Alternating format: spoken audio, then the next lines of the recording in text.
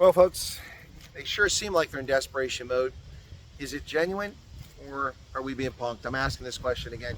The Democrats are in serious desperation mode. The latest nonsense, LeBron James endorsing Kamala Harris, saying the choice is clear. Well, the choice is clear. Dumb as a box of rocks, not somebody you should be endorsing. And on top of that, CNN runs a video or comments about a video about Donald Trump speaking to Tucker Carlson, in which Donald Trump basically says that Liz Cheney is a war hawk, a warmonger, who happily sends men and women like myself in uniform off to die in foreign lands for her political gain, her political purposes, which is true. That's true about Liz Cheney. But the way he worded, he says, how about she stands out there holding a rifle, people pointing a rifle at her, and see how she feels. Well, CNN and the Washington Post and others are running stories lying about what Trump said, completely misleading people out of context.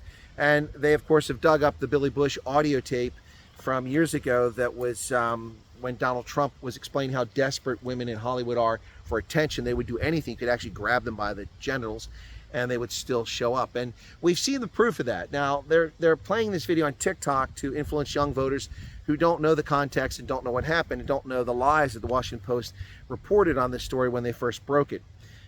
This is desperation mode for the Democrats. They're trying to get over the hump in places like right here in Pennsylvania, where this is the most important state in the land, according to almost every analyst right now. This is the battleground state that will make or break whether Trump or Harris wins. Perhaps not. It depends on events other places.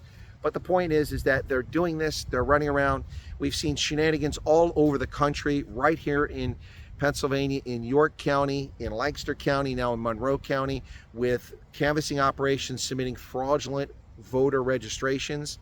Now, I don't think that that's really tied to people actually trying to commit voter fraud. I think it's tied to the fact that the canvassing people get paid most likely for their time and the number of people they get registered. So it's in their interest to cheat when they turn the information into their employer and say, hey, I registered X number of people, now pay up. So I suspect that's what's going on. But nonetheless, it undermines confidence in the elections. In Bucks County, we had, of course, voters who were turned away illegally by the voting officials in early voting. Of course, then the Washington Post lies and says Pennsylvania doesn't have early voting. We do. We just have lazy journalists at the Washington Compost. They're too lazy, too stupid to actually do their job and realize by researching, which takes all of 5 minutes to go to the Commonwealth's webpage, and to see that Pennsylvania has in-person mail-in voting, which means is you show up on dates that are specified before the election, you present your information, you get a ballot for mail-in, you register for it, they give you the ballot right there, then you can fill it out and you turn it in and your vote is counted. Now, if that isn't early voting, what is it?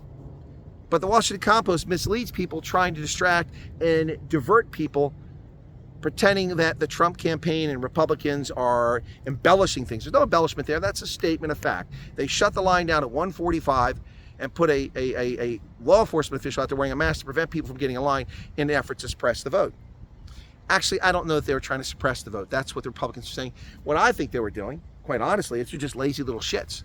They didn't want to work past 5 o'clock because they work for a paycheck, not for the nation. They don't work for the people. They don't understand their job. Their job is to process everybody. If someone shows up at 5 o'clock, they get in. But they decided at 1:45 that they would block the line. In my view, most likely, that's because they wanted to go home at 5 o'clock. Useless bureaucrats, most likely. Or they're volunteers. I don't know what the case was. But whatever the case is, it's shameful. And a judge ordered that voting station be open for early voting Wednesday, Thursday, and Friday. And now they're open until 5 p.m. today, which is a short time from now.